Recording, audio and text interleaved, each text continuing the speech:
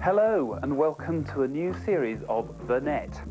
For the next 6 weeks, we'll be taking you closer to the cutting edge of the information revolution, as well as acting as your guide to having fun and influencing people in the digital playpen. In tune with the times, we've got some new net elements. Each week, our very own super geek, Danny O'Brien, will be bringing us extreme consumer reports from this very lab. Roland Morgan will be sharing his odd net thoughts. And we follow the trials of a company trying to make a living on the internet. In our main story this evening, we'll be travelling to America to explore a new and dark side to the internet, the emerging phenomenon of cyberstalking. How can you protect yourself from the obsessives that you meet online? And I'll be finding out if connecting to the internet could really be as simple as plugging in a kettle. But for our first profile, Fenella George goes in search of Britain's very own digital superstar. Many have tried, many have died, but can she get to the truth of the implausible, the magnificent, the virtual Lara Croft? She's ruthless, quite aggressive, she's a go-getter. Nobody's going to tell her what to do because she can blow them away. Yet at the same time, she's sort of, obviously sort of sexy and stylish. Who else could they be talking about but Lara Croft? The brightest star ever to come out of computer games, and hotly tipped to be Hollywood's next big thing.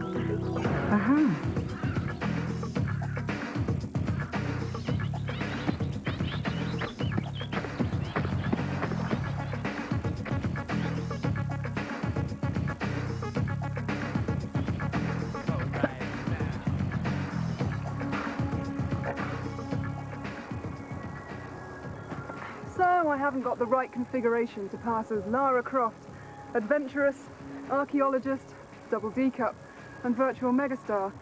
But I wouldn't be the first girl to pick up a couple of guns and try. Since her first sensational appearance in smash hit Tomb Raider, Lara Croft has become such a huge star in the game world, she's escaped into the real one. And in this world, there are plenty of wannabes trying to cash in on her fame. Who or what has made Lara Croft a female icon for the 90s? Wary of imitations, I went in search of the real virtual Lara to find out. According to her official biography, her father was an English aristocrat and she was transformed into an Amazonian after surviving a plane crash. But her unauthorized biography starts here in Derby. This is the offices of software designers Core, where her real father was male fantasy and her magnificent breasts the product of the slip of a mouse. A mistake by Lara's first manager expanded them to 3 times normal size. He'd got tired of working on stereotypical male game heroes, so created the heroine of his dreams. Her fans, however, prefer to believe she's real. Does it worry you that people seem to see her as like a real person? Well, yeah, some of the letters we receive and some of the press coverage is quite scary. We get letters, or can we meet Lara, can we get our pictures taken with her? We think, well, she doesn't actually exist, she's a drawn. Stuart Atkinson and Gavin Rummery are the management team now in charge of Lara's career. She started from a drawn, and then she'll be constructed in a 3D package. But at that stage, she's simply a wireframe. Then we take her into another package and apply all the textures that you see on her, her shorts, her skin colour, her eyes, all the detail. All that's left to do then is the animation. And we never have to go back and redo the look of Lara. I just simply animate her per scene and what's needed.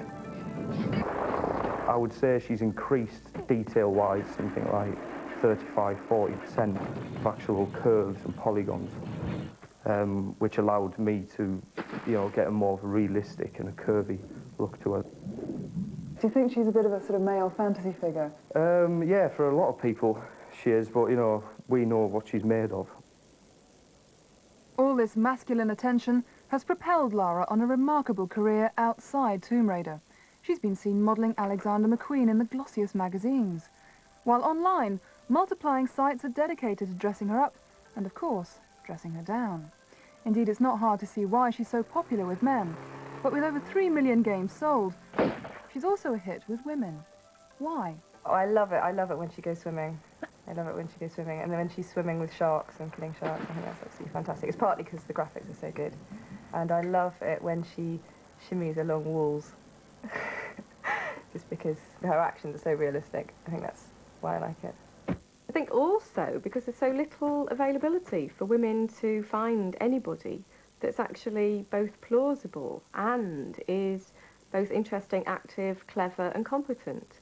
And I suspect that in the future that, you know, the boy market may become exhausted and that they're going to have to start thinking of things that are far more clever and do speak to a whole market of women out there. Some Lara imitations have already started to appear. But what's the future for the girl herself? Rumours were rife that her adventures will be featured in a Hollywood film, with Liz Hurley in the frame to play Lara.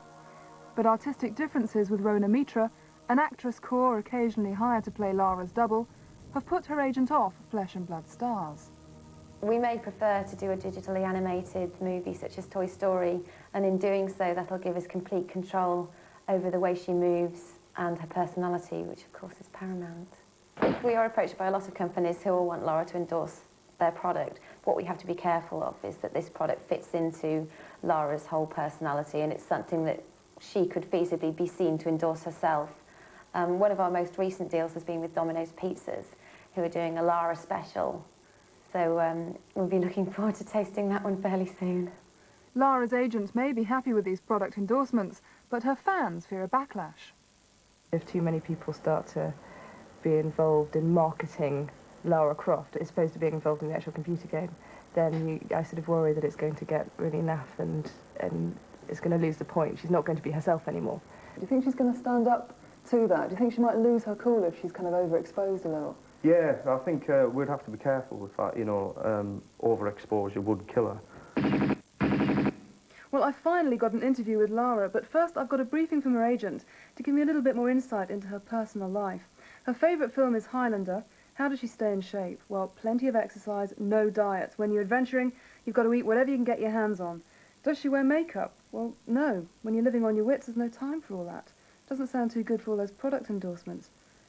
Here she is. Hello, Laura. I'm Fenella George from The Net on BBC Two. But you are a monk. Well, no, I'm from the BBC. Their Jackanory days are well over. How do you feel about Hollywood maybe making a movie about you? Aren't you worried that it might be a bit of a flop, like Super Mario Brothers?